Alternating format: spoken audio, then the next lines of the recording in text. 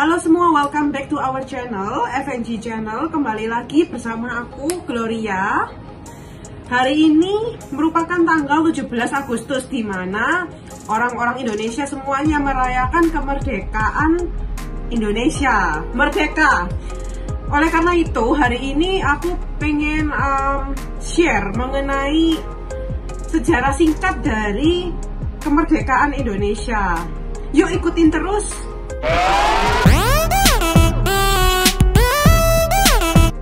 Jadi yang udah kita tahu ya, negara Indonesia itu dijajah oleh Belanda 3,5 abad lamanya, sampai diambil alih oleh Jepang di tahun 1942. Kedatangan Jepang di Indonesia pada tahun 1942 itu disambut baik oleh orang-orang Indonesia. Nah, jadi ada beberapa hal yang menyebabkan Jepang diterima baik di Indonesia. Yang pertama adalah kemenangan Jepang di perang Russo-Japanese. Jadi ini adalah perang antara Jepang dan Rusia, dan Jepang memenangkan peperangan ini. Jadi kemenangan Jepang itu merupakan kemenangan negara Asia pertama melawan negara Eropa dalam sejarah modern.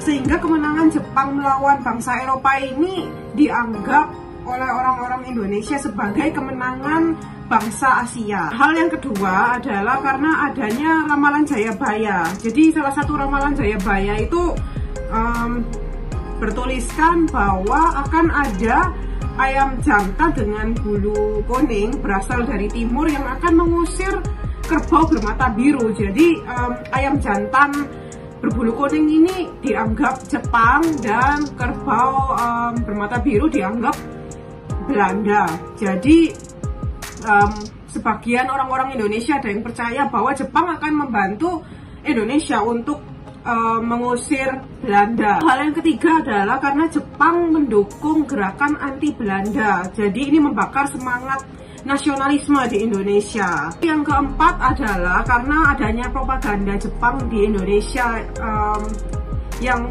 bernama 3A, yaitu Jepang Pemimpin Asia, Jepang Cahaya Asia, dan Jepang Pelindung Asia. Yang kelima adalah karena Jepang mengaku bahwa Indonesia adalah saudara dari Jepang. Jadi Jepang kayak, oh kita sama-sama negara Asia, jadi kita itu saudara. Nah, Jepang juga bilang karena kita itu saudara, jadi Jepang akan ngebantu Indonesia. Nah, karena Jepang disambut baik oleh masyarakat Indonesia, jadi Belanda menandatangani dokumen penyerahan tanpa syarat di Kalijati pada tanggal 8 Maret tahun 1942.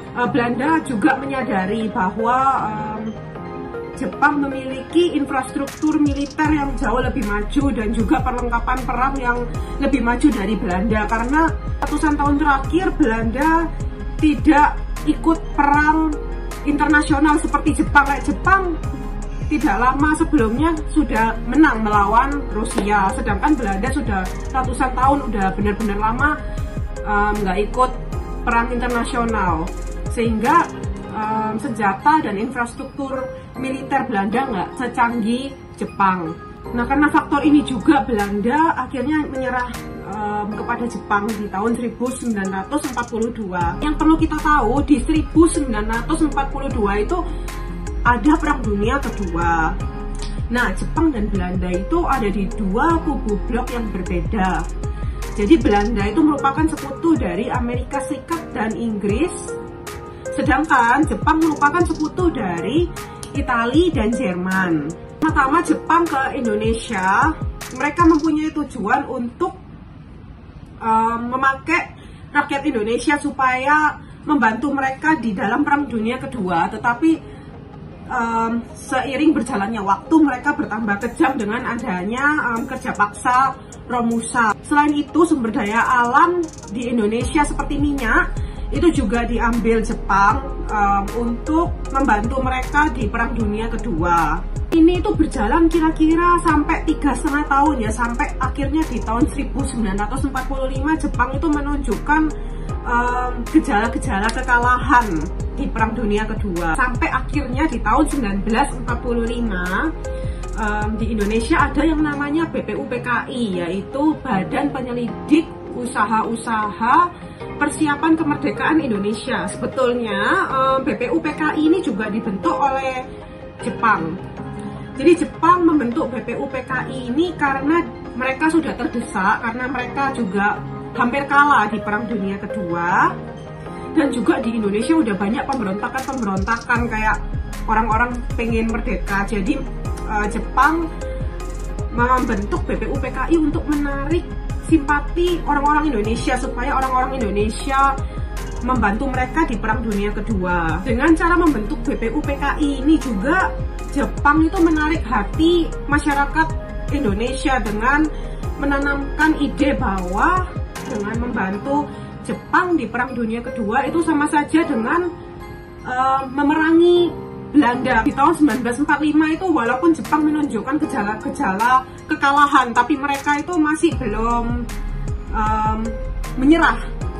Sampai akhirnya Amerika Serikat menjatuhkan bom di Hiroshima tanggal 6 Agustus 1945. Nah, Amerika memilih Hiroshima itu karena Hiroshima merupakan gudang senjata di Jepang. Jadi dengan menghancurkan gudang senjata, Jepang nggak bisa maju perang. Berita bom Hiroshima ini akhirnya nyampe ke Indonesia, sehingga akhirnya BPUPKI diubah namanya menjadi PPKI, yaitu singkatan dari Panitia Persiapan Kemerdekaan Indonesia. Jadi tugas PPKI adalah untuk mempersiapkan kemerdekaan Indonesia. Jadi termasuk menyusun, membuat, dan mengesahkan UUD 1945.